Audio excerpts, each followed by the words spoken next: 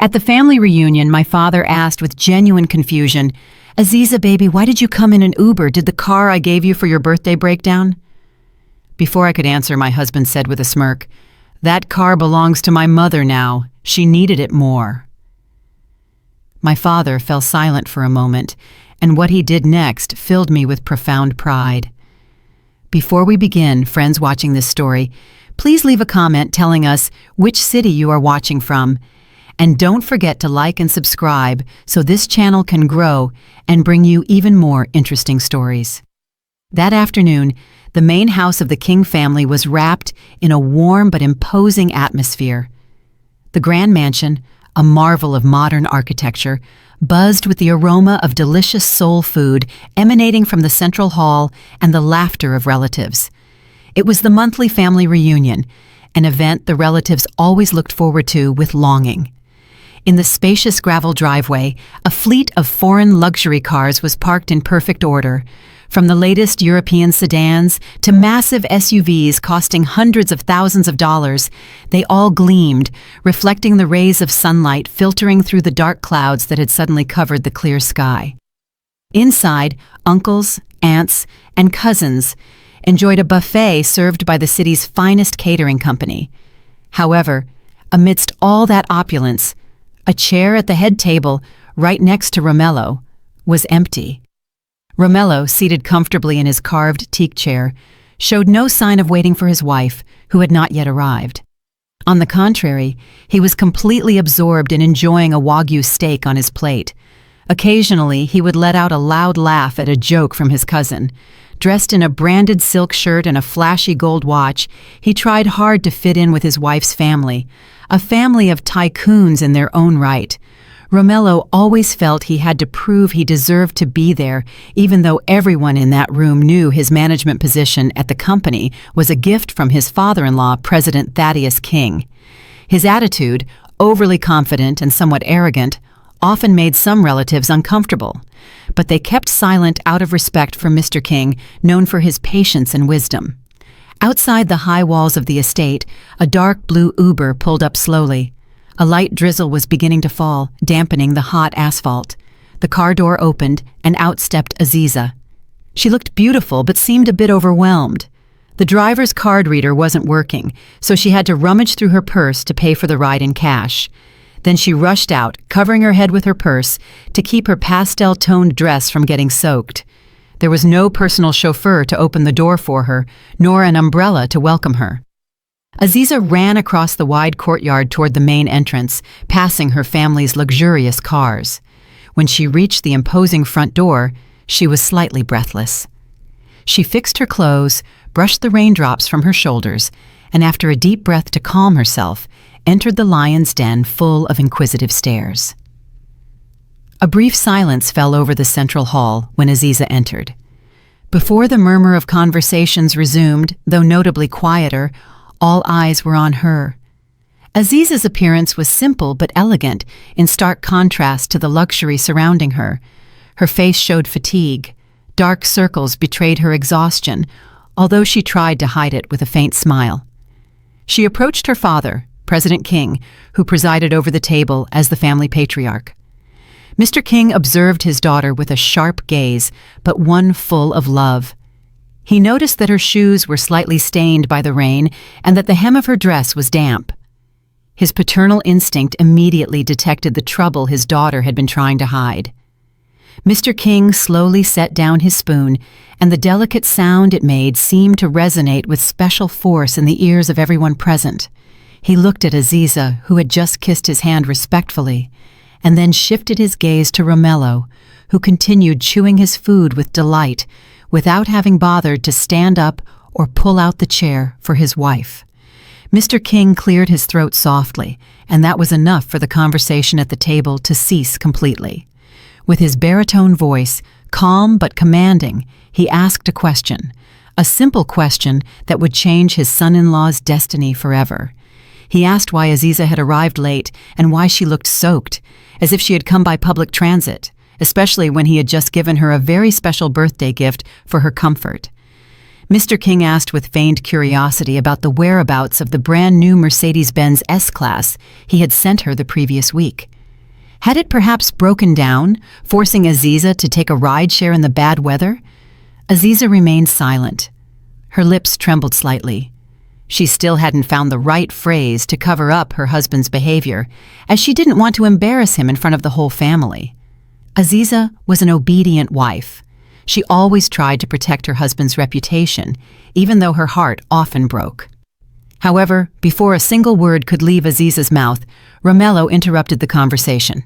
With his mouth half full, with a very relaxed attitude and no trace of guilt, Romello answered his father-in-law's question.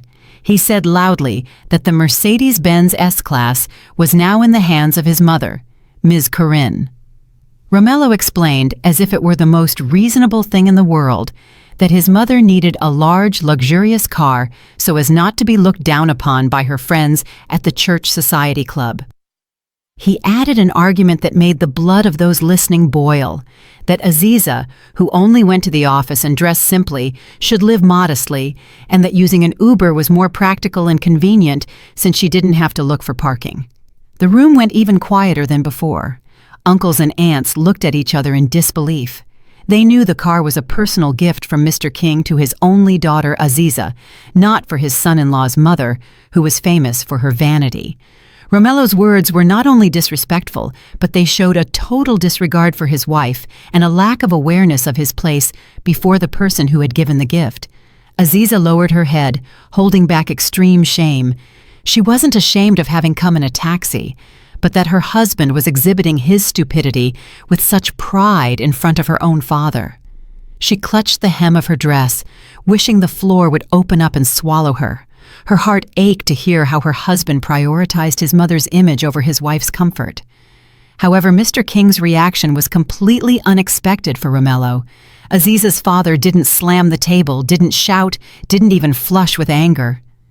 Mr. King remained silent for a moment, observing his son-in-law as if he were examining a strange insect. Then a faint smile appeared on his lips, a smile that didn't reach his eyes. He nodded slowly, as if he understood the twisted logic Romello had just exposed. With a neutral tone, Mr. King said that he now understood that Ms. Corinne was using the car and that he appreciated Romello's honesty.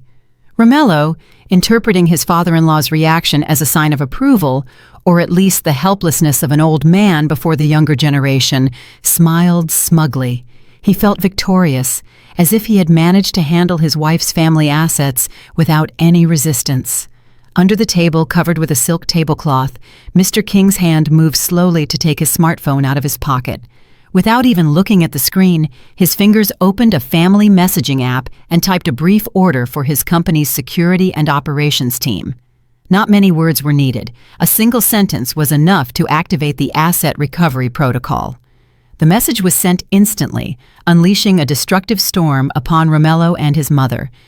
Mr. King put his smartphone back, lifted his coffee cup, and took a sip with delight, as if he had just signed a very lucrative business contract. His eyes rested gently on Aziza, sending her a silent signal that everything would be okay, that her father had the situation under control. Romello, oblivious to everything, continued eating avidly, unaware that the sword of Damocles hung over his head, ready to cut his arrogance at the root. Meanwhile, in another part of the city, a contrasting scene was unfolding at a luxury shopping mall, the meeting point for the city's high society. Not even the cloudy sky could dampen Ms. Corinne's desire to show off her new toy. In the valet zone of the majestic main lobby, a gleaming black Mercedes-Benz S-Class was parked, deliberately a bit crooked so everyone would see it. Ms. Corinne stood next to the car with her chin held high. She was dressed from head to toe in colors that didn't match.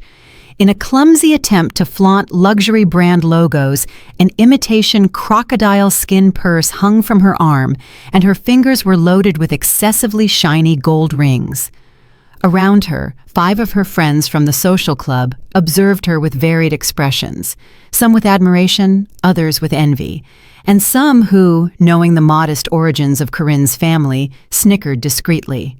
But today, the stage belonged to Corinne. She raised her voice on purpose to recount that this car, big and magnificent, was a special gift from her dear son Romello. She bragged that Romello's business was booming, so much so that he was able to buy her this car worth nearly $150,000 in cash, no installments. She patted the hood of the car as if patting her son on the back, boasting about the comfortable heated and ventilated seats and the state-of-the-art audio system. She didn't mention Aziza's name at all, as if her daughter-in-law had contributed nothing to her son's success. Her friends showered her with feigned praise, which inflated Corinne's ego even more. They praised what a good son Romello was, and how lucky Corinne was to have a son so successful and respectful of his parents. Corinne absorbed all the flattery like a sponge, feeling on top of the world. She even allowed herself to throw a hint at one of her friends, who had arrived in an older sedan, suggesting it was time to change cars for safety and comfort. Satisfied after almost half an hour of exhibition, Corinne finally decided to end the gathering. She said goodbye as elegantly as possible, saying she had to go to her usual beauty salon for a facial. Corinne pressed the button on the handle to open the car door and slid into the cool interior that smelled of new leather. She sat in the driver's seat, straightening her back to appear taller, and waved once more to her friends, who were still on the lobby sidewalk observing her departure. With total confidence, Corinne pressed the start button. But that was where her nightmare began. Instead of the smooth purr of the engine, a long, sharp, deafening alarm sounded.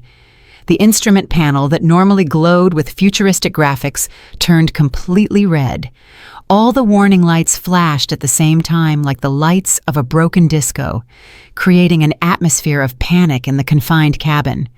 Before Corinne could understand what was happening, the automated voice of the car's computer system resonated loudly through the premium speakers she had bragged about so much. The voice was cold, monotone, and robotic, but the message was very clear. Alert! Unauthorized use of an asset detected. Security system activated. Engine permanently locked by administrator. The voice repeated over and over. Corinne panicked, pressed the start button repeatedly, stomped on the brake pedal, and even hit the steering wheel with her palms, but the car was completely dead, like an expensive piece of scrap metal. Her face began to pale, and a cold sweat ran down her forehead, ruining her thick makeup. The situation became even more humiliating when the car's security system started honking the horn at regular intervals like an anti-theft alarm. The loud sound resonating throughout the high-ceilinged mall lobby attracted everyone's attention. The mall security guards, passing visitors, Uber drivers, and of course Corinne's friends who hadn't left yet, looked toward the Mercedes. Corinne's friends who previously admired her now began to whisper and hold back laughter as they watched Corinne like a fish in a bowl, frantically hitting the glass from the inside. Corinne tried to open the door to escape the shame, but the central locking system, remotely controlled by Mr. King's IT team, had automatically locked her in. She was trapped in her own luxury car, turned into a free show for hundreds of pairs of eyes. At the headquarters of Mr. King's company, a young IT specialist watched his monitor with an impassive face. He had just executed a priority order from the company owner. On his screen, the status of the vehicle with that license plate read, "Locked. User unauthorized." The employee typed the next command. Unlock doors after a 3-minute interval for maximum psychological impact, and simultaneously send the current location signal to the asset recovery team already on standby in the area. In the distance, in the mall lobby, those 3 minutes felt like 3 years to Corinne. She saw her friends take out their phones, not to help, but to record the ridiculous incident. She screamed for help, but her voice was drowned out by the car's soundproof glass.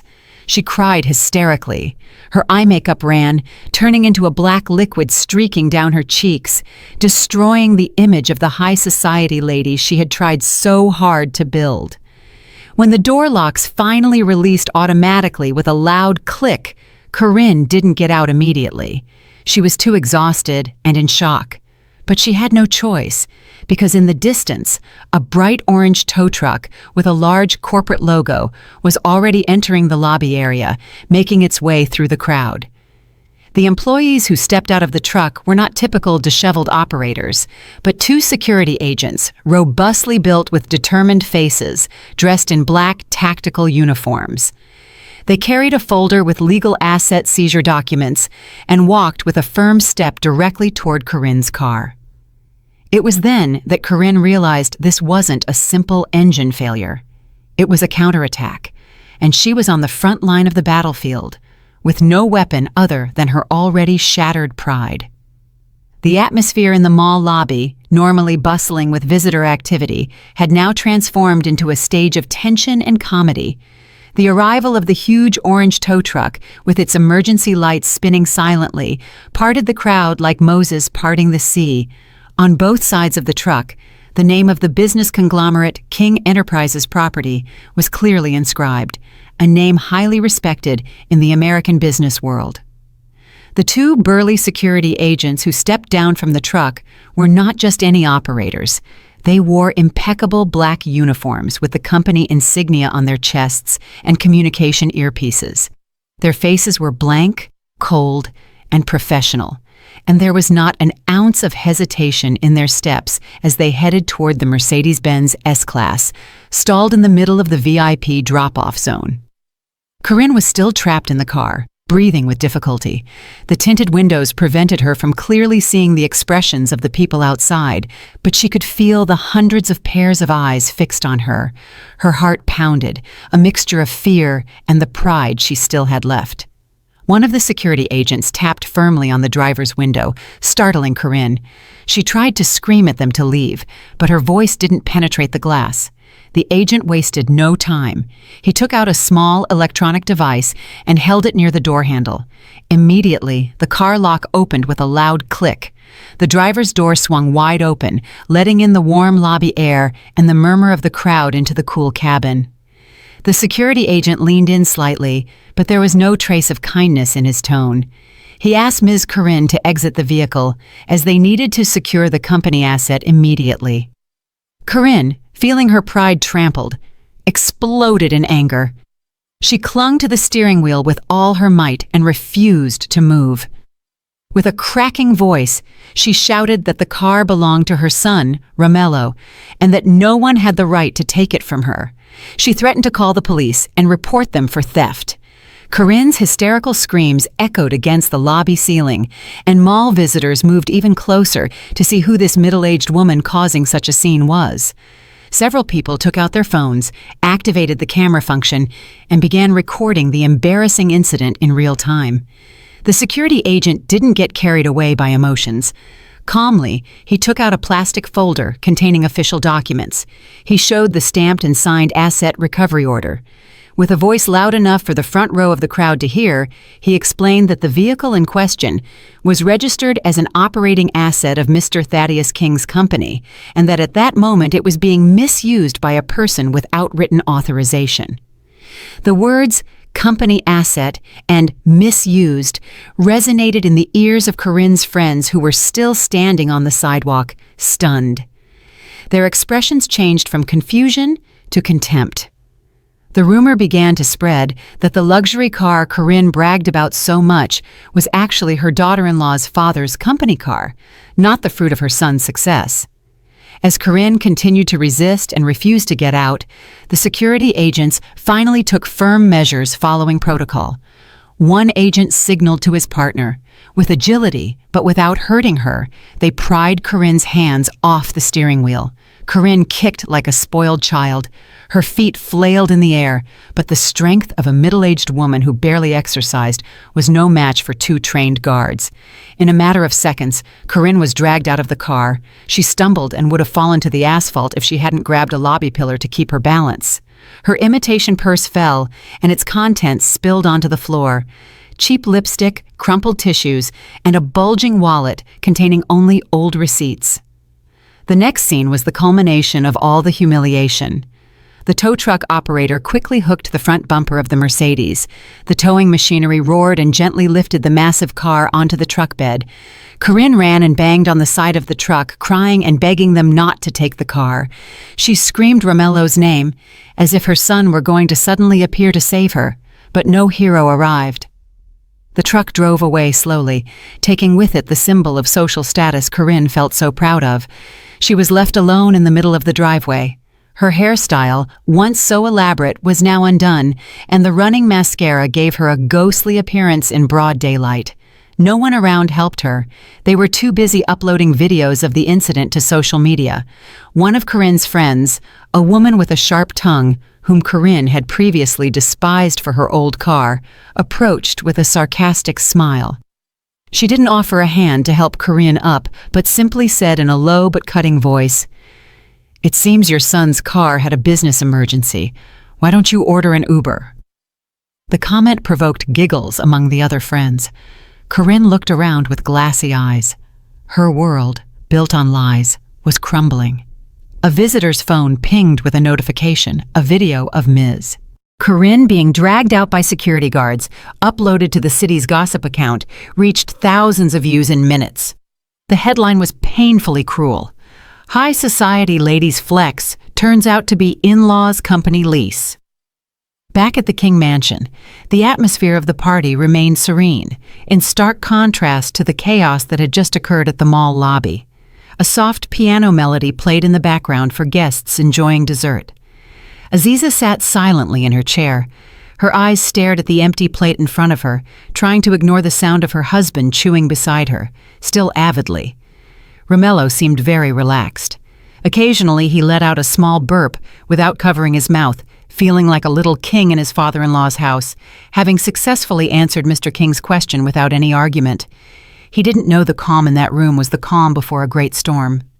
Suddenly, Romello's phone on the table vibrated violently with a loud ringtone. The sound broke the serenity of the room, and several uncles turned with annoyed expressions. Romello quickly grabbed the phone and saw the name Mom on the screen. He smiled broadly, thinking his mother was calling to thank him for letting her show off the new car. Confidently, Romello answered the call without getting up from the table, so everyone could hear his conversation. But the smile disappeared from Romello's face in an instant. The voice that came from the other side was not one of gratitude, but a hysterical scream mixed with inconsolable crying. Ms. Corinne's voice was so loud that even Aziza, sitting next to him, could hear it faintly. Romello's face flushed with shame and then paled with anger. He listened to his mother's breathless account, that the car had been forcibly towed by some thugs, that she had been humiliated in front of her friends, and that she was now abandoned on the street.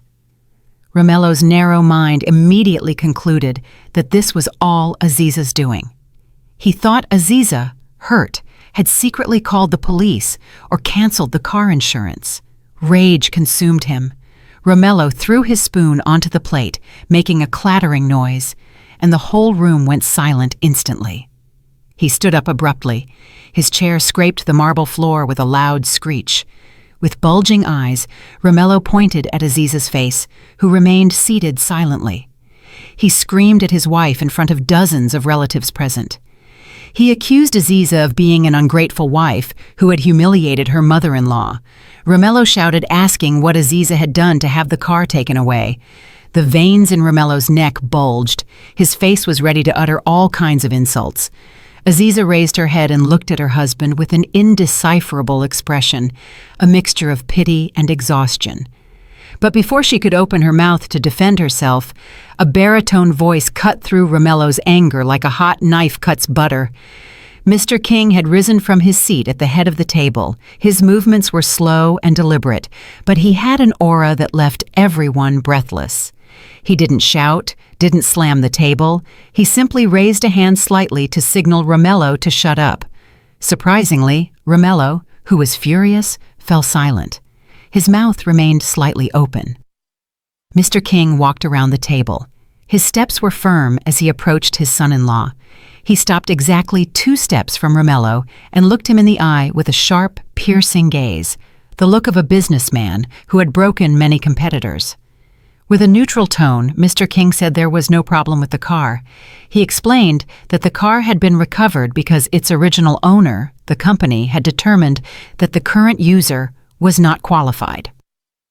Romello opened his mouth, trying to process his father-in-law's words. Mr. King continued, this time with an even colder tone. He said that since he had heard Romello's mother needed a car, Romello should go see her immediately as she was suffering in the heat on the street.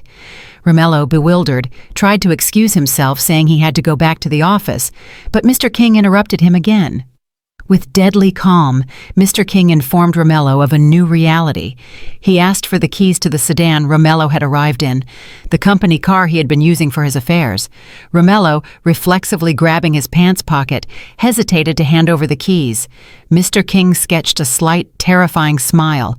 He said the car was an employee benefit, and since as of 5 o'clock that afternoon, Romello's name had been removed from the company's employee list for serious ethical violations and asset abuse, Romello no longer had a right to that car. The news of the firing was communicated as if Mr. King were talking about the weather in the middle of a family meal. The color drained from Romello's face, and his legs went weak. He looked at Aziza's uncles and aunts for support, but they all looked at him with contempt and coldness. No one felt pity for him. Mr. King extended his hand, demanding the keys. With trembling hands, Romello rummaged in his pocket and handed over the keys to the sedan. It was as if he were handing over his own life. Without that car and that job, he was nothing. But the humiliation wasn't over yet. Mr. King took a bill out of his pocket, a $50 bill. He folded the bill carefully and tucked it into the pocket of Romello's expensive shirt. Mr. King patted the pocket and then whispered, loud enough for those nearby to hear, that the money was for him to catch a cab. A luxury Uber was too expensive, and Romello should learn to save, as he had said earlier about Aziza. Mr. King nodded to the head of security of the house, who was waiting in a corner of the room. 2 robust house guards approached. They didn't touch Romello roughly. They simply stood on either side of him, exerting strong psychological pressure for him to leave immediately. Romello looked at Aziza one last time, hoping his wife would defend him, but Aziza had already turned away. She was busy pouring hot tea for her mother, acting as if Romello were no longer there. With a hesitant step and shattered pride, Romello was expelled from that magnificent dining room, passing by the delicious food he hadn't finished, toward the exit. Behind him, the family conversation slowly resumed, as if a piece of trash blocking the view had just been put in its place. When Romello walked out the main door of the King mansion, every step he took was a mixture of explosive rage and heartbreaking shame. The 2 burly security guards escorting him followed him to the high wrought iron gate. They didn't say a word, but their looks screamed that Romello was now nothing more than trash, to be removed immediately from that luxurious property. When the automatic gate closed slowly behind him with a heavy metallic sound, Romello felt as if the door to a life of comfort had closed forever. He stood stunned on the sidewalk outside, looking back at the imposing house, whose lights shone warmly, the place where he should have been enjoying the rest of the evening as a beloved son-in-law, not as a fired and banished man. The sky, which had been cloudy, finally unleashed its contents. It wasn't a drizzle, but a cold, intense downpour. It was as if nature itself were joining Romello's humiliation party. Romello hurriedly took shelter under a tree on the side of the road, whose leaves weren't dense enough to protect him from the water's attack. The expensive silk shirt, bought with Aziza's supplementary credit card, was now soaked and clinging to his skin. Desperate, he searched his pants pockets and took out his smartphone, its screen slightly wet from raindrops. With trembling fingers, he opened the rideshare app. He had to get out of there quickly before a neighbor or acquaintance of his father-in-law saw him standing on the street like a beggar. But a new problem arose. The luxury gated community where Mr. King lived had very strict security rules. The app on Romello's phone showed a notification that no driver could enter that private residential zone to pick him up without an access permit from the owner. Romello tried calling the security booth at the entrance, hoping they would open the barrier for a car, but his call was rejected. His number had evidently been blocked or marked to be ignored. He had no other choice. Romello had to walk to the main entrance of the community, almost a mile and a half from where he was. A distance he would normally cover in a few minutes in an air-conditioned car now stretched before him like a torture path. Romello began to walk with heavy steps. His gleaming leather shoes stepped into dirty puddles on the asphalt. Every step was pain for his ego. The rain intensified, and a strong wind made the trees sway violently. In less than 5 minutes, Romello was completely soaked. His hair, previously styled with gel, now hung limp over his forehead. Rain ran down his face, hiding the tears of rage starting to well up. He cursed Aziza in his mind. He cursed Mr. King. He felt treated unjustly. In his twisted logic as a son-in-law, he had a right to enjoy those comforts, and his father-in-law's anger was excessive for a simple car. He didn't realize the real problem was his own audacity accumulated over years. As Romello staggered under the storm, bright car headlights illuminated his back. Romello stepped to the edge of the curb, hoping it was just a passing neighbor, but the car slowed down as it approached him. It was a large pearl-white SUV, the same type that had been confiscated from his mother that afternoon, but this one was brand new. The license plate was still temporary. Romello turned with the hope of finding a little compassion. Maybe Mr. King had changed his mind and asked his chauffeur to take him to the entrance. The car windows were spotless, treated with the best water-repellent coating, so Romello could clearly see who was inside. Behind the wheel was Mr. King. The middle-aged man drove relaxedly with one hand on the wheel. His face was serene and dry, enjoying the classical music faintly audible from the outside. Next to him sat Aziza. His wife had changed into warmer clothes. Aziza held a thermos with a hot drink. Her face looked peaceful. Time seemed to slow down as the car passed slowly by Romello. Romello stared at his wife's face, hoping Aziza would turn, see her husband shivering with cold, and ask her father to stop. But that hope was shattered. Aziza looked straight ahead. Her gaze was empty, as if Romello were an unimportant object on the road, like a streetlight or a trash can. There was no hatred in Aziza's eyes, only absolute indifference. The car accelerated again. Its tires passed through a deep puddle, splashing brown mud onto Romello's already soaked pants.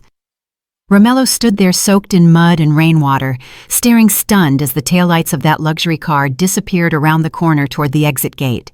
He stood alone, feeling a cold that soaked him to the bone. An hour later, Romello finally arrived at the rental apartment he had called home, although both the rent and bills were paid by Aziza. His body shook violently, and his lips were blue.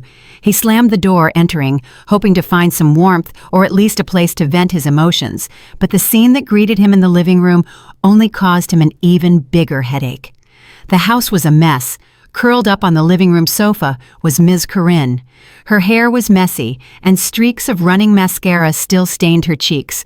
His mother was also soaked. Apparently, she had had trouble getting decent transportation from the mall. Seeing Romello arrive home in an equally pitiful state, Ms. Corinne, instead of asking how he was or bringing him a towel, immediately stood up and unleashed her fury.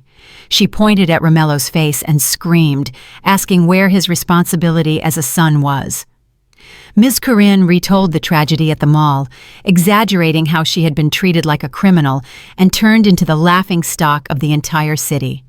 She blamed Romello for not controlling his wife, accusing him of being too soft on Aziza, which had given the daughter-in-law the courage to commit the disrespectful act of recovering the company car. Ms. Corinne's high-pitched screams filled the not very large apartment, making Romello's ears ring. Physically and mentally exhausted, Romello couldn't take it anymore. For the first time in his life, he responded to his mother's screams. He threw his briefcase on the floor and shouted that all this had happened because of his mother's greed and her desire to show off. Romello said that because his mother hadn't been able to keep her mouth shut about the car's ownership, he had been fired, kicked out, and humiliated in front of Mr. King's entire family. Miss Corinne fell silent for a moment upon hearing the word fired, eyes wide. But that woman's ego was too big to admit a mistake. Instead, she flipped the script.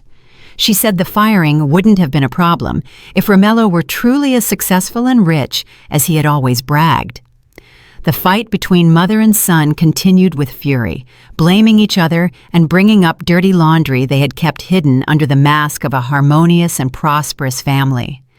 The argument only stopped when their stomachs growled loudly in unison. Hunger overcame emotion. They realized they hadn't eaten anything since noon. The luxury food at Mr. King's party was a distant memory, and Ms. Corinne, too busy showing off, hadn't had lunch at the mall either. Hunger, combined with stress and the exhaustion of being soaked by the rain, felt painful. Romello let out a long sigh, trying to swallow his pride. He sat on the sofa, wet from his clothes, and took out his phone again. He planned to order a bunch of expensive fast food to relieve stress. He thought a delicious meal might at least comfort this bad day a little. Romello opened a food delivery app. His fingers quickly selected the family meal from his favorite fried chicken spot. He added several sides and a large drink. The total bill came to almost $30. Without hesitation, he pressed the order button and selected the credit card payment method saved in the app. The loading circle spun on the phone screen. Romello swallowed, imagining the hot, crispy chicken. But instead of an order accepted notification, a red error message appeared on the screen. Transaction failed. Payment declined by card issuer. Romello frowned. He thought it might be a network glitch. He tried again. This time, he used his second credit card, the platinum card he always bragged about to his friends. The result was the same. Rejected. A cold sweat began to form on his temples, mixing with the rainwater that hadn't yet dried. He tried all the cards he had registered: debit, shopping, digital wallet. One by one, they all rejected the transaction. It was then that reality hit him hard. He had just remembered that all those cards were supplementary authorized user cards, whose primary account was Aziza's payroll account. All this time, Aziza had financed his lifestyle, and Romello had simply swiped the card. Romello's fingers trembled violently. He opened his mobile banking app to check the balance of his personal account, his salary account from working at Mr. King's company. The number that appeared on the screen left him helpless. $150. That was all the money he had earned by himself. The rest had already been spent last month on installments for his mother's appliances, and that account, furthermore, would likely be about to be frozen since he had been fired. Romello looked at Ms. Corinne with a pale face. He stammered that he couldn't use any of the cards, that Aziza had blocked everything. Ms. Corinne screamed in frustration and threw a sofa cushion at Romello, lamenting her fate of having to go hungry in her own home. As if that suffering weren't enough, suddenly a sharp, continuous beep was heard from the electricity meter outside the house. It was the warning sound that the prepaid electricity balance was at a critical level. Romello and Ms. Corinne looked at each other with eyes full of fear. All this time, the meter had always been recharged automatically by Mr. King's personal assistant, who managed logistics for his children. Now there were no such facilities. That beep sounded like the countdown of a ticking time bomb. Romello reached into his pocket for the cash Mr. King had given him earlier. The $50 bill was soaked and crumpled. Before he could even think about running to the corner store to buy a recharge card, a loud click was heard. Instantly, all the lights in the house went out. The fan stopped, and the TV went black. Total darkness enveloped them. The rental apartment plunged into total darkness, illuminated only by occasional lightning seen through the window. In that darkness, Miss Corinne's sobs could be heard. She had started crying like a scared child. Romello leaned back on the sofa in the dark, stomach aching from hunger, body shivering with cold, and wallet empty. That night, for the first time in his pampered life, Romello felt what true poverty was: no food, no light, and no way out. The next morning, the sun shone brightly, in stark contrast to the gloomy atmosphere of Romello's rental apartment, still plunged in darkness due to the lack of electricity. With the fan and AC off all night, Romello woke up with his body sticky with sweat. He opened his eyes with a pounding headache. The remnants of stress and hunger from the night before still tormented his body. There was no breakfast prepared on the table, nor the aroma of coffee the service staff used to prepare. And worst of all, the water pump also depended on the cut electricity, so no clean water came out of the bathroom faucet. Forced by circumstances, Romello cleaned himself with the water remaining in the tub, already cloudy, and put back on the work shirt he had soaked the day before. The shirt, now dry, was wrinkled and smelled musty, and the mud stains on the pants were barely disguised, despite having rubbed them with a damp cloth. He looked in the broken mirror in a corner and saw his disheveled reflection, eyes red from lack of sleep and careless stubble. However, his enormous ego still pushed him to go to the office. In his mind, which still denied reality, he thought yesterday's firing was just an emotional threat from Mr. King. He was convinced that if he went and apologized, or at least showed a dedicated work attitude, his father-in-law would soften. The commute to work, which he normally did comfortably in an air-conditioned sedan, became torture. Romello had to walk to the main road and squeeze onto a crowded city bus, full of the smell of sweat from thousands of other passengers.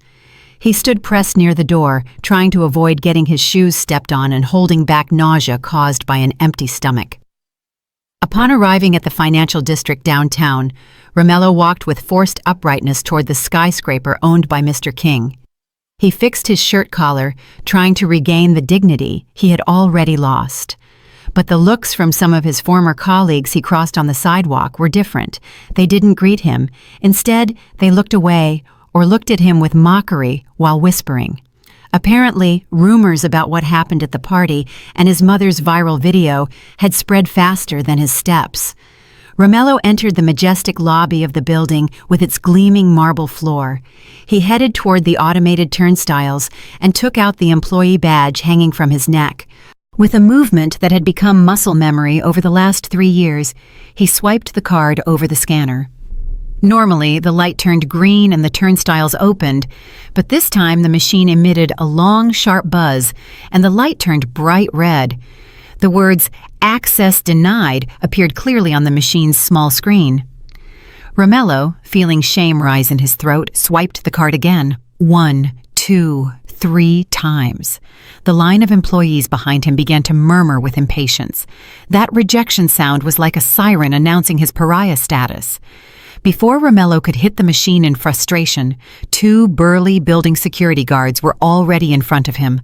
One of them was the head of security whom Romello used to order to buy him cigarettes or carry his mother's shopping bags. But today, that guard's gaze was cold and distant, as if he were seeing a suspicious stranger. The guard didn't greet him. With a firm, neutral voice, he informed Romello that he could not enter the office area. The order came directly from the board of directors, and Romello's name was already on the building security blacklist. Romello tried to reply, shouting that he wanted to see the HR director to clear up the misunderstanding, but the guard shook his head firmly. The security guard bent down slightly and picked up a cardboard box from under the reception desk. He shoved the box abruptly against Romello's chest.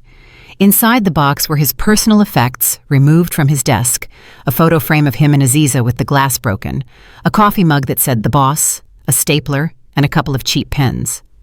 On top of that pile of junk was a sealed white envelope with the company's official logo. It was the termination letter. With trembling hands, Romello opened the envelope. His eyes scanned the legal terms, harsh but deadly. The reason for dismissal was written in bold. Serious violation of ethical code, misuse of company assets, and conduct detrimental to corporate image. There was no severance pay or letter of recommendation, only a notification that they would face criminal action if he didn't return all company inventory. Romello stood stunned in the middle of the busy lobby, hugging the box like an automaton. He felt naked in front of the hundreds of people passing by. Shame burned from his face to his ears. He turned around and stumbled out of the building, moving away from the place that once gave him identity and pride. He sat on a bench in a nearby park and took out his phone. He didn't want to give up. He was sure that with his 3 years of experience in a large company, he could easily get a job elsewhere, even at a competitor of Mr. King. With the little data left on his plan, he started calling some acquaintances at rival firms. The first call was to a marketing director at another real estate firm who had tried to recruit him in the past. Romello tried to sound cheerful, greeted him friendly, and asked about his family before expressing his interest in seeking new challenges. But the voice on the other end sounded uncomfortable and rushed. The person interrupted Romello and told him bluntly that he had already heard what happened. He explained that the business sector was very small, and rumors about asset misuse were poison for anyone's reputation. No reputable company would dare hire someone who had been personally fired by Mr. Thaddeus King and had a history of questionable integrity. The person said sorry and hung up quickly. Romello called his second, third, and 10th contact. The result was the same. Some didn't answer. Others blocked his number immediately, and some told him bluntly that his name was already on the industry's HR blacklist. Mr. King had truly closed all doors on him. Romello hadn't just lost his job, he had lost his future. Under the cruel sun, Romello realized he was now unemployed with a toxic reputation, unsellable anywhere. A week had passed since the expulsion incident, and Romello's life had sunk into an even deeper pit of hardship. He and his mother survived in their dark rental apartment, selling the remaining appliances one by one, from the TV to the blender, to a neighborhood scrap dealer for a laughable price. The money was barely enough to eat a sandwich a day and buy candles for light. Amidst that despair, a process server showed up with a summons. Aziza had officially filed for divorce. Romello read the lawsuit documents with cunning eyes. His manipulative mind didn't see this as the end, but as a golden opportunity. He thought about the division of assets. During their 3 years of marriage, Aziza's wealth and Mr. King's gifts had been substantial. In Romello's logic, since he was her legal husband, he was entitled to half that fortune. Ms. Corinne, chewing on a cold sandwich in a corner, perked up hearing about the asset lawsuit. She whispered poison into her son's ear, urging him to demand a share of the luxury house they lived in, the cars, and the company shares. Ms. Corinne convinced Romello that the law would surely side with the husband and that Aziza wouldn't be cruel enough to leave her ex-husband with nothing. With the last money they had left, Romello hired a cheap lawyer with an office in a strip mall on the outskirts of the city, a lawyer who bragged more than he won cases. But Romello had no choice. He went to court with the vain confidence that he would walk out a new millionaire. The day of the trial arrived. The atmosphere in the family court was formal and cold. Romello put on the best shirt he had left, which fit a bit loosely due to the drastic weight loss of the last week, but he strove to look as pitiful as possible to gain the judge's sympathy. However, his eyes gleamed with greed. On the other side of the room, a door opened and Aziza entered. Her appearance was truly different. She was radiant, dressed in an elegant navy blue dress and a carefully knotted silk scarf. Her face was clean, serene, and emanated an aura of determination Romello had never seen before. Aziza didn't come alone. She was accompanied by the best family law firm in the country, men in expensive suits carrying leather briefcases full of documents. The trial began with the reading of the claim and response. When it came time to discuss marital assets, Romello's lawyer attacked immediately with an exorbitant demand. He demanded a division of assets worth several $1,000,000, claiming Romello had contributed to managing the family business and maintaining the stability of the home. Romello even shed crocodile tears, saying he had been kicked out inhumanely without a cent. He demanded compensation for material and moral damages. Ms. Corinne, sitting in the audience, nodded. Her eyes shone, imagining the money they would receive. But the smile of victory on Romello and his mother's faces didn't last long. Aziza's lead lawyer, a middle-aged man with thick glasses and a gaze as sharp as an eagle's, stood up silently. He didn't refute Romello's claims with emotional words, but with data. He asked the court for permission to present evidence from a forensic audit of household finances during the 3 years of marriage. The lawyer opened a large box containing a stack of bank statements, credit card bills, and transfer receipts, as thick as a brick. He began to present shocking facts. It turned out that during the marriage, Romello hadn't contributed a single cent to household expenses. His meager salary was always spent entirely on his personal expenses and Ms. Corinne's lifestyle. Worse yet, Aziza's lawyer demonstrated that all the luxurious facilities Romello and his mother enjoyed, trips abroad, Ms. Corinne's designer bags, jewelry, and even the renovation of his mother's house in her hometown, were paid for with the supplementary credit card in Aziza's name. Legally, the use of funds without written permission and outside reasonable living expenses for the couple was classified as debt. The lawyer presented a summary indicating that the total of Romello and his mother's hedonistic expenses amounted to the fantastic figure of over $300,000. The court fell silent. The figure was so large, the judge frowned and looked at Romello with inquisitive eyes. Romello paled. He tried to reply that they were gifts from his wife. But Aziza finally spoke. With a soft but firm voice, she stated under oath that she had never authorized the use of such a large sum for her mother-in-law's luxuries. She said that she, on the contrary, often had to save to finance her business.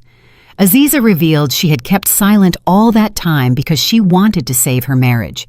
But since Romello had initiated the lawsuit for division of assets, she had the right to recover her money. Aziza's lawyer presented a counterclaim. He demanded that Romello return all the money or that assets bought with that money be seized as compensation for damages. The judge's gavel fell with a thunderous sound that sounded like a death sentence for Romello's future. The court, after examining the irrefutable evidence, decided to grant Aziza's divorce petition and dismiss all of Romello's asset division claims. Furthermore, the judge ruled that Romello's obligation to return the illegally used funds had been proven. As a guarantee, the judge ordered the seizure of any asset in the defendant's or his family's name proven to have been purchased with that flow of funds. This meant the deed to Ms. Corinne's only house in her hometown, whose mortgage had recently been paid off with Aziza's credit card money, would be seized by the state for auction. Hearing the verdict, Ms. Corinne screamed hysterically in court. Her body convulsed and her eyes bulged, as if she couldn't believe her own greed had become a boomerang destroying the last assets she owned. She fainted on the courtroom floor, causing a commotion. Romello sat motionless in his chair, his body weak, as if his bones had been removed. He looked at Aziza, hoping to see some compassion in the eyes of the woman who once loved him. But Aziza had already stood up, fixed her clothes, and walked out of the court without looking back a single time. Behind her, medical staff entered to take Ms. Corinne away. Meanwhile, Romello realized he had just dug his own grave. He had come to get rich, but he was leaving destitute with a debt of hundreds of thousands of dollars. After the judge's gavel strike in family court, Romello and Ms. Corinne's life took a 180-degree turn. The execution of the asset seizure was much faster and crueler than they had imagined. The only house in their hometown, which she had always boasted about as a symbol of her son's success, now had a flashy red sign with the words, "Seized by the state." Without a place to return to, without assets to mortgage, and without money in the bank to rent decent housing, they were left on the street. They were forcibly evicted from their previous rental apartment for not paying rent for 2 consecutive months and were now abandoned in a crowded slum on the outskirts of the city. Their new residence was at the end of a narrow, damp alley where sunlight barely reached, blocked by touching roofs. The walls of the shack were exposed brick, unplastered. The asbestos roof leaked everywhere, creating damp spots on the ceiling, and the air inside was stifling, mixed with the smell of stagnant sewage right in front of the rotting wooden door. In that cramped space, luxury was a forgotten word. There was no fluffy spring mattress to comfort their backs, no air conditioning to cool their skin. Only a thin mat on the cold concrete floor served as a bed for both. Every night they had to sleep hungry, accompanied by the buzzing of fierce mosquitoes and the noisy sound of rats running across the roof. Ms. Corinne, who once always looked splendid thanks to $1,000 facials and designer clothes, now looked like a completely different person. Her face was dull and greasy, and stress lines caused by malnutrition began to appear prominently and deeply. Her hair, always carefully styled in expensive salons, now often hung limp and smelled musty, tied carelessly with a rubber band from a food package. There were no more high society friends to praise her, only neighbors who looked at her with suspicion. Every day, Ms. Corinne had to get up before dawn, not to do her usual morning exercise or prepare for a social club meeting, but because she had started working as a washerwoman for her neighbors, most of whom were factory workers. To avoid starving, this fake ex-society lady had to lower herself to do the hard labor she once deeply despised. Her hands, once soft and holding only porcelain teacups, were now rough, calloused, and cracked from exposure to cheap detergent that burned her skin. She often cried alone in public bathrooms while scrubbing stains from other people's clothes, lamenting her fate of having to become the servant of people she once considered low status. But her neighbors showed her no compassion. On the contrary, they often mocked and scolded her for her slow and unclean work, and for still complaining about the quality of the laundry soap. Romello's situation wasn't much better. In fact, one could say he suffered a more severe mental breakdown than his mother. The college degree from a prestigious university, which he once felt proud of every time he applied for a job, was now worth less than fast food wrapping paper.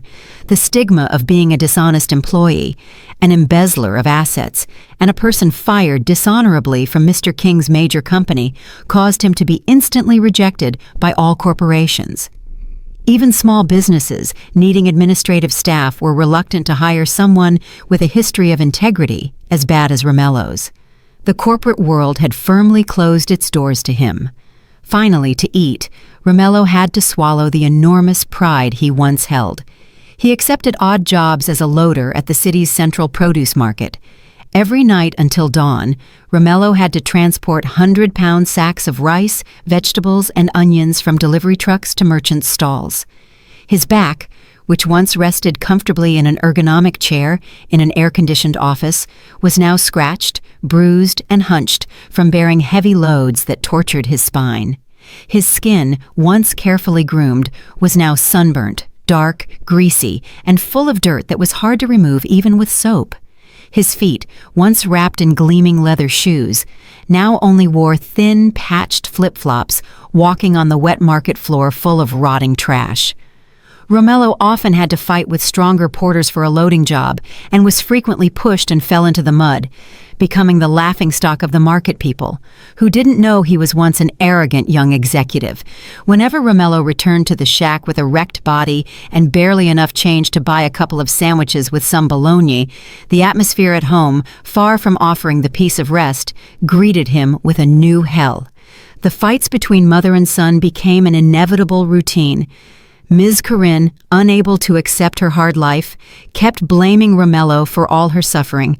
With a shrill voice, she cursed Romello for being a useless and stupid son who hadn't known how to take care of his rich, good wife, Aziza. She kept bringing up the past, saying that if Romello had been smarter to gain Mr. King's favor and hadn't been so honest about the car, they wouldn't have ended up in this dump. Blind, exhausted physically and mentally, he no longer accepted the reproaches as he did when he was an obedient son. His respect for his mother had been completely eroded by bitter reality. He responded to his mother's insults with much crueler and hurtful words. He shouted in her face that all this was karma for Ms. Corinne's arrogant mouth and ostentatious lifestyle, wanting to look rich with a stolen Mercedes. Romello blamed his mother's greed for pushing him to commit petty corruption and lies that finally made him lose his job, his wife, and his future. His screams of hate often ended with breaking plastic plates or slamming doors, causing the next-door neighbors to bang on the wall and threaten to kick them out if they kept making noise in the middle of the night. In that narrow, hot, and stifling space, the affection between mother and son had disappeared without a trace, replaced by mutual hatred, blame, and deep regret that was already too late to fix. They were trapped together in the pit of poverty they had dug themselves, with no hope of ever getting out. 5 years is not a short time for the wheel of fate to make a complete turn. A year had passed since the storm of ruin hit Romello and his mother, erasing every trace of the false luxury they once enjoyed. Time marched on, indifferent to their miserable fate. On the other hand, for those who were patient and honest, time brought sweet rewards. That afternoon, at a fine dining restaurant located in the most exclusive business district, the atmosphere was cool, calm, and elegant. The restaurant was known as a meeting place for successful entrepreneurs and high society. The marble floor gleamed, reflecting the light of crystal chandeliers, and the aroma of prime steaks and gourmet coffee filled the air, perfectly climate-controlled by a central AC system. Soft, instrumental jazz music played in the background, adding a touch of class to the place. At one of the best tables, located next to a large window overlooking the main street, sat Aziza and her father, President Thaddeus King. Aziza's appearance was much more charming and dignified than a year ago. She was elegantly dressed in a modern outfit from a renowned designer that matched perfectly with a softly patterned silk scarf. Her face was clean and naturally radiant, emanating unmistakable inner peace and happiness. There was no trace of sadness, mental pressure, or swollen eyes, unlike when she was Romello's oppressed wife. Aziza was now a complete, independent, and respected woman. Today was a day of special celebration. Aziza had just inaugurated the 5th branch of her fashion boutique, which had become a trend among young women. The business, which she had started again with her own capital and her father's strategic guidance, had grown very quickly in a short time. She had proven to the world, and especially to herself, that she could stand firm on her own feet without the shadow of her father's great name. Mr. King looked at his daughter with overflowing pride and affection. The elderly gentleman looked healthy. His smile was wide and free as he listened to Aziza speak enthusiastically about her business expansion plans to enter the export market in neighboring countries. They laughed together, enjoying a chocolate cake dessert, celebrating a true victory in life. For Mr. King, seeing his daughter break free from a harmful parasite and become a strong woman was incalculable happiness, much more valuable than any luxury car he had bought. Amidst their warm and laughing conversation, Aziza's gaze casually drifted toward the huge window beside them. The glass, thick and soundproof, perfectly separated two opposing worlds. The quiet, fragrant, and luxurious world inside the restaurant, and the noisy, hot, dusty, and cruel world outside. On the sidewalk of the avenue in front of the restaurant, there was a huge traffic jam due to lunch hour. Aziza saw a small altercation in an illegal parking zone, not far from the restaurant lobby entrance. An illegal valet dressed in an old, torn orange vest full of grease was being harshly scolded by the owner of a luxury sedan who claimed his car had been scratched by a passing motorcycle. The valet bowed his head deeply, asking for forgiveness with a very miserable and scared gesture. He clasped his hands in front of his chest several times, pleading not to be beaten or reported. The valet's skin was dark, burnt by the scorching sun. His hair was messy and long, full of street dust, and his body was very thin, like someone suffering from chronic malnutrition. His cheekbones protruded sharply, and his eyes were sunken, surrounded by dark circles. Aziza narrowed her eyes, trying to recognize a familiar figure behind that ragged appearance. The next instant, Aziza was startled. It was Romello, her ex-husband, who once always went impeccable with ironed shirts, elegant suits, and expensive watches. Now he stood on the hot asphalt without decent shoes, taking insults and spit from another person for a $2 coin. Aziza's heart shuddered, but the tremor wasn't due to residual love or emerging nostalgia, but strange pity like one feels seeing a stranger suffering. Aziza's gaze drifted to the sidewalk opposite where Romello was. There, an old woman in old clothes and faded pajamas was sitting on her knees. She was selling small packs of tissues and masks to passers-by with a pitiful face. Her face was covered in street dust and sweat. Her wrinkles had become deeper, but Aziza could still recognize Ms. Corinne's features very clearly. The woman who once boasted proudly of her imitation bags in malls and insulted Aziza at every social club meeting, calling her barren and stupid, now had to extend her hand on the street, hoping for people's compassion, to buy a pack of tissues for $1. The scene contrasted too much with the last memory Aziza had of them. It was as if an invisible thread, or perhaps fate, wanted to show her the end of the play. Romello, who had just been reprimanded by the car owner, turned his head toward the luxury restaurant building. Maybe he wanted to escape the scorching sun for a moment, or maybe he just wanted to see the comfortable life he could no longer enjoy. His eyes pierced the transparent glass and met directly with Aziza's, who was looking at him. For Romello, time seemed to stop. He froze on the spot. His feet seemed nailed to the hot asphalt. Romello saw his ex-wife sitting in there. so beautiful, clean, radiant, and happy. He saw Aziza surrounded by the luxury he once felt and wasted. He saw that the delicious food on Aziza's table probably cost the same as his income for 3 months carrying sacks and parking cars. Shame, extreme regret, and the collapse of his ego hit Romelo's chest so hard he ran out of breath and felt nauseous. He saw clearly what he had thrown overboard to follow his mother's irrational pride and greed. He wanted to scream. He wanted to call Aziza, wanted to run inside, kneel, and beg to be allowed back to the past.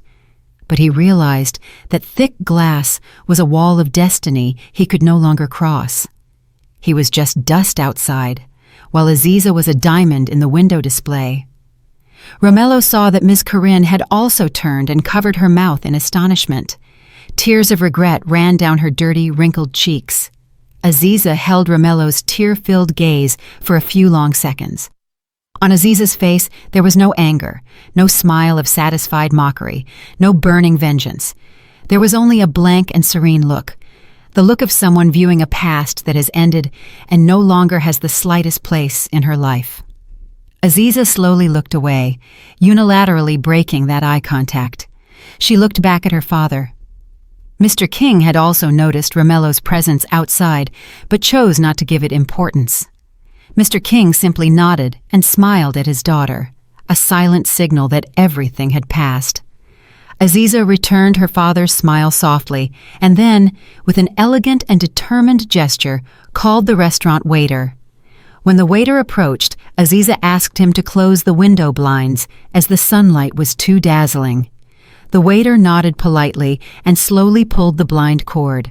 The thick golden fabric descended inch by inch, slowly hiding the view of the street, blocking Romelo's vision of Aziza, and separating the bright light inside the restaurant from the painful heat outside. The blind closed firmly, and for Aziza, the book of her past also closed forever. Meanwhile, for Romelo and his mother, life in regret was a prison without bars they would have to endure until the day they died. In a modest coffee shop on the outskirts of the produce market, Romelo sat lost in thought with an empty gaze. His appearance was now much older than his actual age. His hair, once thick and black, was now graying and thinning in some areas. The skin on his face was weathered by the sun, and his teeth were yellowed from smoking too much to relieve stress. He wore a faded political t-shirt and worn-out shorts. In front of him was a cup of watery black coffee and a cold donut, the only breakfast he could afford before returning to his vegetable loading job. The noise of the market and the shouts of merchants sounded like the background music of his gloomy life. Romelo's attention drifted when the coffee shop owner turned up the volume on an old tube TV placed on a dusty shelf. The morning news was broadcasting a special report profiling an inspiring businesswoman who had triumphed in the global market. Romelo's heart seemed to stop when he saw the face that appeared on the screen. It was Aziza, but the Aziza he saw on TV was very different from the one he knew. She was so elegant, dignified, and radiant, with an aura of true happiness. Aziza was being interviewed on the patio of a luxurious house, much larger than Mr. King's old house, surrounded by a beautiful flower garden. The camera focused on the figure standing next to Aziza, a handsome man with a kind smile and a tender look holding an adorable toddler in his arms. It was Aziza's new husband, a renowned architect known for being a religious and very family-oriented person. In the interview, Aziza, with shining eyes, said her success was due to the prayers and support of her current husband, who always treated her like a queen and asked for nothing more than their happiness together. Aziza also mentioned that, as a devotion from her dark past, she had just created a social foundation to help women suffering from family abandonment. In that success story, Romelo's name was not mentioned a single time. For Aziza, Romelo had been completely erased from history. He was nothing more than a small stone that made her stumble before she could finally run at full speed. Romello felt immense pressure in his chest, as if a large rock were crushing his lungs. He saw how perfect Aziza's life was. Now he saw true love in her new husband's eyes, something Romello never gave her, too busy chasing his mother's pride. Regret hit him like a huge wave hitting a rock, but this time the wave drowned him. Romello remembered Ms. Corinne, who had been bedridden for a year, paralyzed in their cramped rental apartment after suffering a mild stroke. His mother, once so arrogant, now only cried and raved in dreams, spending her old age in an adult diaper rarely changed due to lack of money and without any of her high society friends coming to visit her. With trembling hands, Romello left some coins on the coffee shop table and stood up, leaving behind the TV broadcast that still showed the happy laughter of Aziza's little family. He went out into the humid bustle of the market and loaded a heavy sack of onions onto his shoulders again. A light drizzle began to fall, hiding the tears that finally rolled down Romello's cheeks. He realized the hardest punishment wasn't poverty, but the awareness that he once held a diamond in his hands, but threw it away for a stone he thought was gold. Now he had to spend the rest of his life watching someone else's happiness from afar while he circled in the maze of endless regret. His story ended with justice perfectly written by fate. Did you like the story, and which city are you listening from? Let's meet in the comments. If you liked the story, you can support me by sending a super thanks so I can keep bringing more stories like this. Thank you so much for your sweet support. I'm looking forward to your comments on the story. On the screen, you can see 2 new life stories that I highly recommend. There's so much more on my channel. Don't forget to subscribe. See you in the next life story with love and respect.